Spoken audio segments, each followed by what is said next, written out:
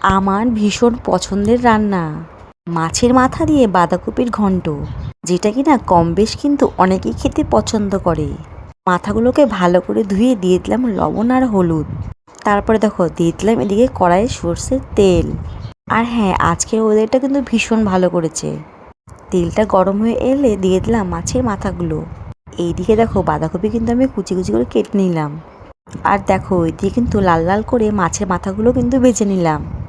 তোমরা কারা মাছের মাথা দিয়ে বাঁধাকপি ঘন্ট খেতে ভালোবাসো অবশ্যই জানিও। আর হ্যাঁ, আলুগুলো কিন্তু লাল করে কিন্তু ভেজে উঠিয়ে নিয়েছি। তো দেখো আলুগুলো এদিকে আমার ভাজা হয়ে গেছে, মাছের মাথা কিন্তু সব কিছু ভাজা হয়ে গেছে।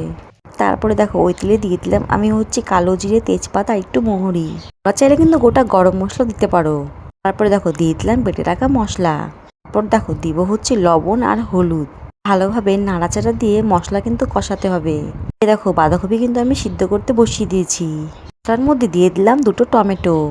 এদিকে কিন্তু মশলা কষছে, এদিকে দেখো বাঁধাকপি কিন্তু সিদ্ধ হচ্ছে।